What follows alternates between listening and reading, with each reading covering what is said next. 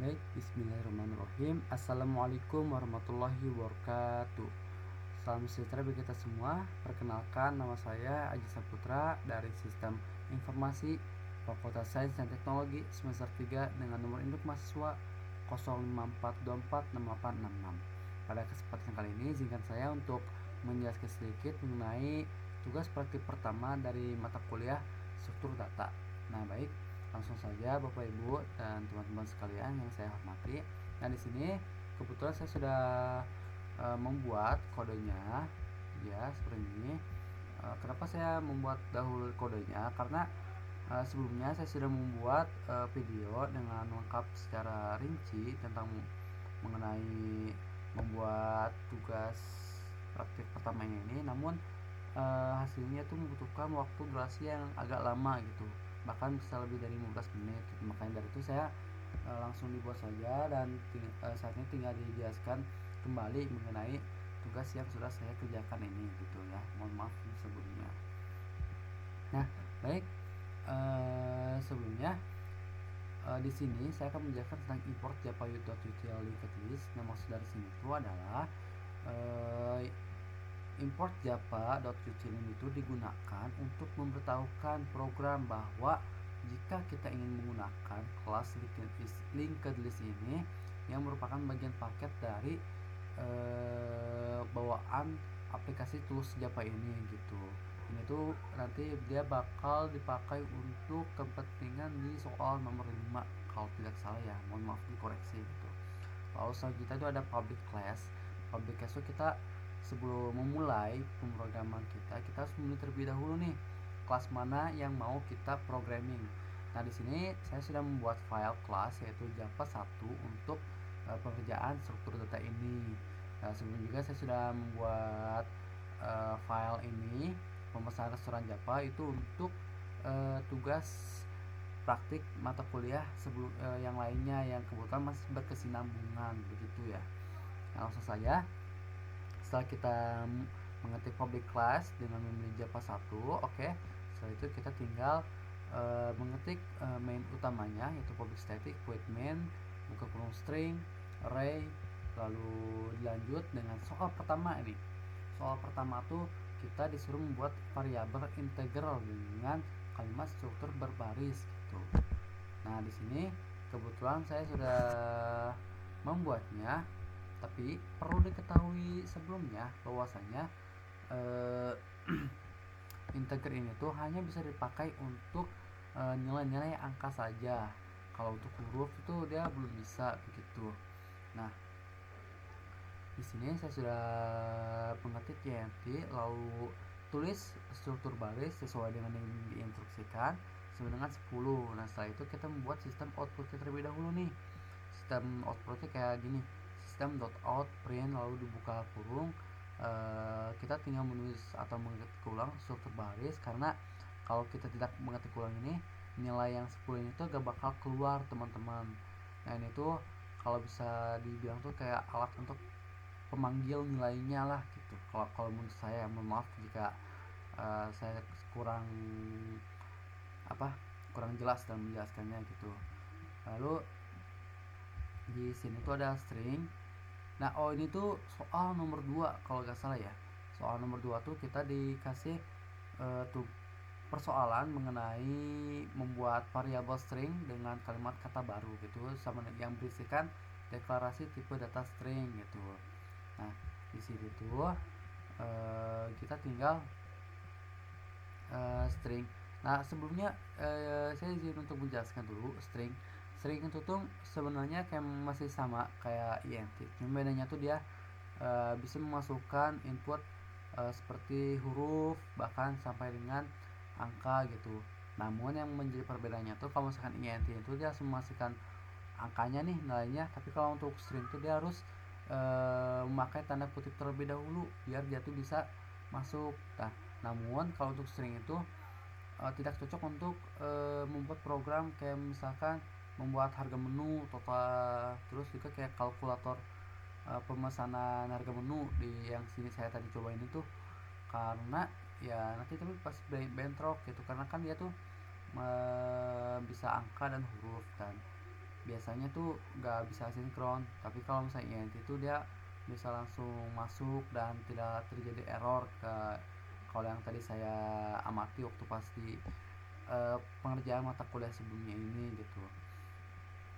Nah di sini kita buat sistem outputnya, lalu di ketik ulang kata baru sebagai pemanggil nilainya agar ia bisa mengeluarkan deklarasi tipe data string ini gitu. Nah lalu yang ketiga ini tuh ada soal tuh kita membuat variabel integer yang bedanya tuh kita memakai array. Array itu yang seperti ini nih ya, array tapi dia tuh masih masuk ke dalam satu dimensi begitu.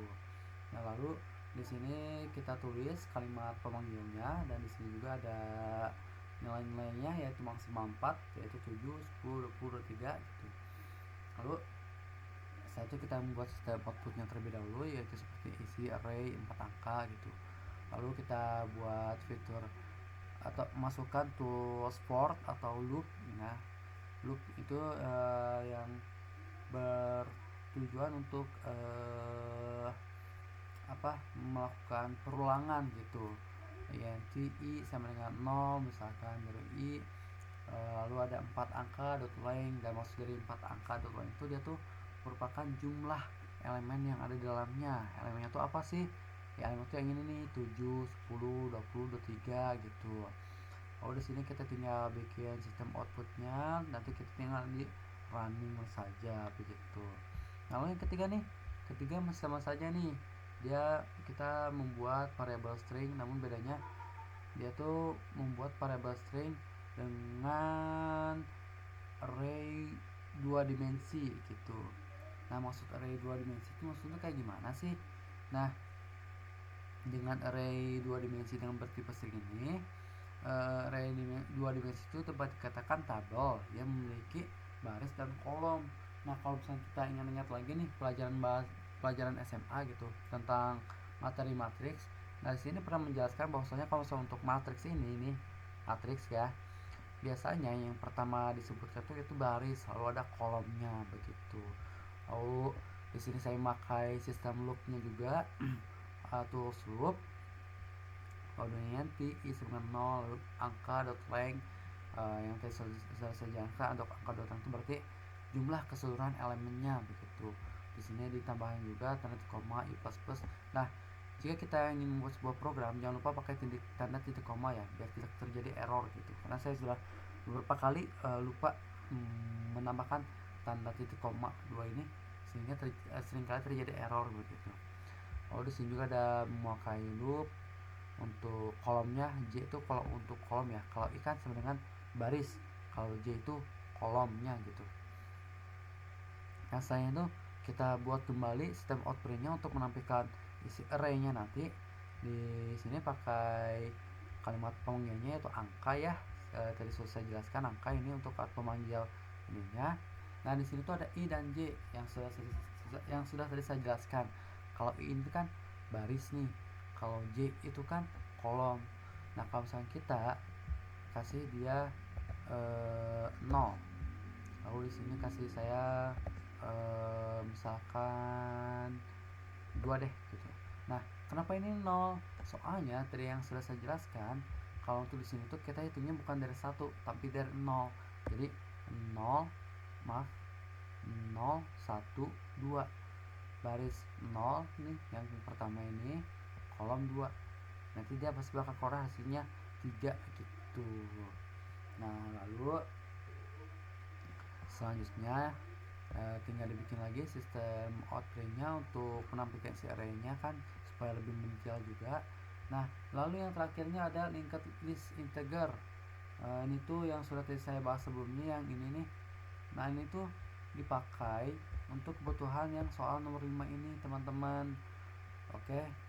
Nah jadi fitur linked list ini tuh adalah struktur data yang data berantai, dimana setiap elemennya tuh terhubung ke elemen berikutnya yang lainnya juga gitu. Nah di Java ini tuh kita harus mengimpornya terlebih dahulu gitu agar kita bisa menggunakannya gitu. Nah setelah kita membuat linked list integer ya, kita tinggal membuat kalimat pemanggilnya aja, yaitu list angka sambungan new linked list integer. List integer tuh jadi kayak kita langsung membuat nih list integernya tuh dengan angka bulat gitu ya. Soalnya kenapa angka bulat, karena memang dikhususkan untuk angka yang bulat. Kalau misalkan ada yang angka kayak desimal kayak 0,5, 22,7 itu pasti gak bakal bisa teman-teman. Itu ada toolsnya yang lainnya begitu, dan kebetulan itu belum saya explore lagi begitu. Nah di sini saya sudah membuat dari sesuai arahan soal nomor 5, yaitu dengan variabel 22, 19, 24, 60, dan 72 begitu. Nah setelah ini sudah dibuat, lalu kita tinggal membuat sistem outputnya saja untuk menampilkan hasil pada layarnya begitu, dengan sistem on print tentunya, lalu diisi dengan isi linked list angka ditambah list angka nih yang buat pemanggilnya.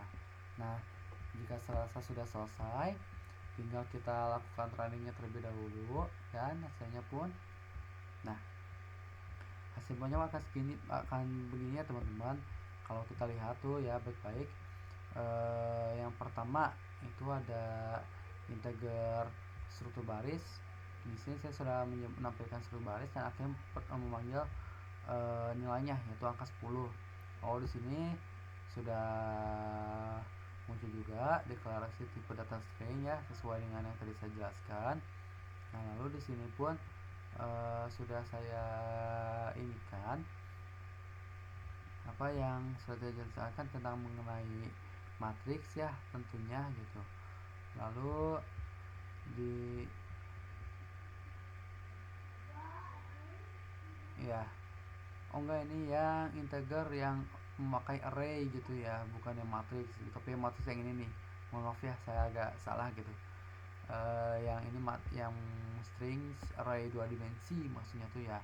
Nah di sini saya sudah jelaskan nih tadi 0 baris 0, ini 0 1 2 baris 0 kolom 2, dia pasti akan mengambil angka 5 ya.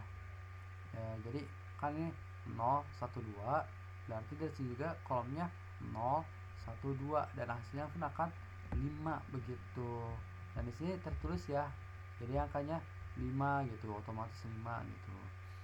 Lalu kalau selanjutnya kita ke linked listnya, dan di sini pun langsung keluar ya linked listnya tuh. Jadi ada 22, 19, 44, 60, 72. Nah lalu sedikit penjelasan lagi ya terkait Visual Studio Code itu. Menurut saya ini tools yang sangat berguna, karena jikalau kita melakukan sedikit kesalahan seperti ini, misalkan kita begini, nanti langsung ada garis bawah warna merah ini yang tadinya tuh kita melakukan kesalahan dalam hal pengetikan gitu, lalu kita ini, nah akhirnya itu otomatis hilang gitu. Nah lalu ya untuk masuk ini ya mungkin cukup begitu saja ya, contoh dari saya begitu. Nah mungkin itu saja penjelasan untuk tugas praktik pertama ini. Mohon maaf bila penjelasannya terlalu terburu-buru, dan mohon maaf juga bila penjelasan yang sudah saya jelaskan sebelumnya masih kurang jelas. Mohon maaf, saya